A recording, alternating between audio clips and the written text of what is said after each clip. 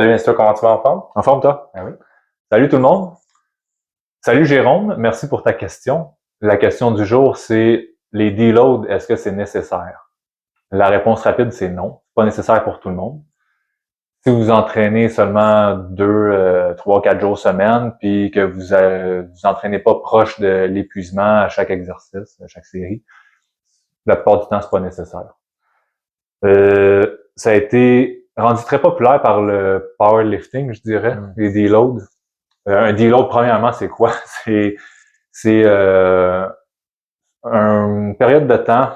Qu'est-ce qui est le plus populaire? Souvent, ça va être une semaine, mais ça peut être 2, 3 jours. Où est-ce qu'on va réduire la charge d'entraînement?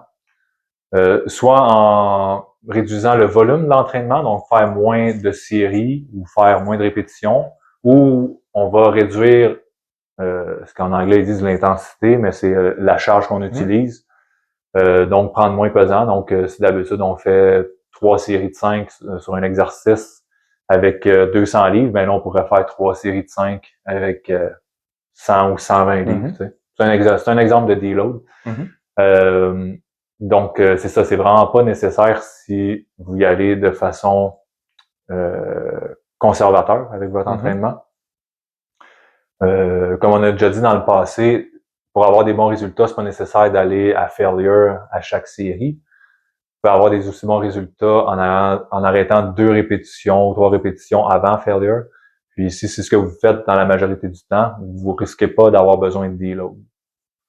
100%. Le deload, ça va être plus intéressant pour des athlètes ou monsieur, madame, tout le monde qui sont habitués de se pousser à bout à chaque série ou qui vont de façon pyramidale, si on veut.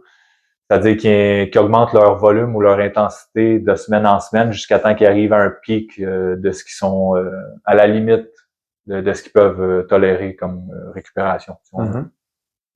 Ouais. Super, Max. Écoute, c'est vraiment bien dit. Je ne saurais pas vraiment plus dire ça mieux que ça. Donc, tout le monde, dans le fond, le deload, également connu comme l'affûtage ou un taper, c'est une phase dans laquelle on va vraiment diminuer le volume d'entraînement en général. L'idée, c'est simplement de dropper le niveau de fatigue.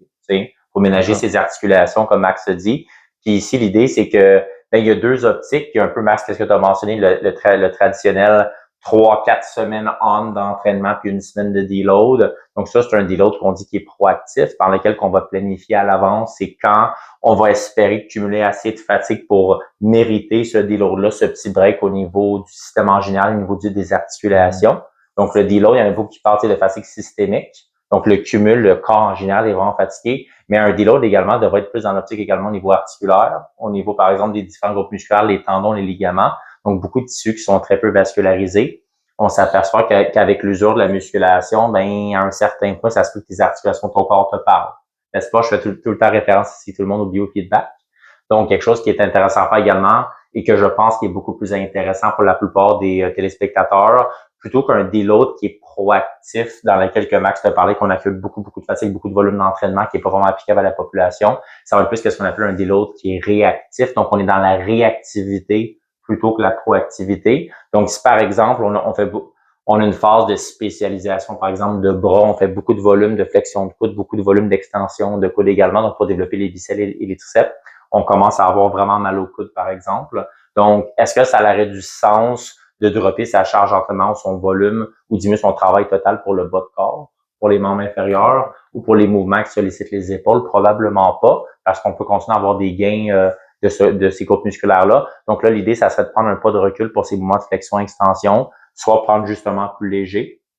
Parce que si c'est une tendinite, donc tout ce qui sollicite, donc l'inflammation au tendon, d'où le suffixe it, on sait que les tendons sont très peu vascularisés, donc du repos total ne va pas aider avec la récupération. Donc, ça va peut-être intéressant de faire des répétitions élevées de flexion-extension. On a parlé qu'on n'est pas un fan d'élastique pour développer la force et la masse musculaire, mais ça peut être un outil intéressant à court terme pour aider justement de resynthétiser justement ces tendons-là. Donc, on appelle ça l'angiogénèse. C'est la reconstruction de nouveaux vaisseaux sanguins.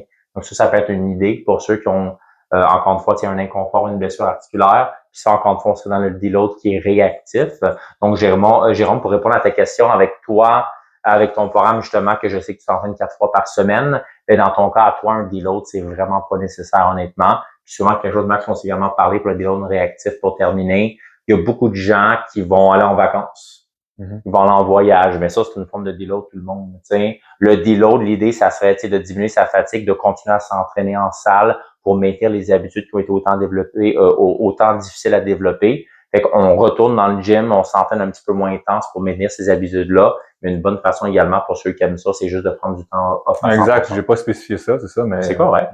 Une semaine on est off, là c'est pour ça. un deload aussi. Mais ouais, exact. Ouais.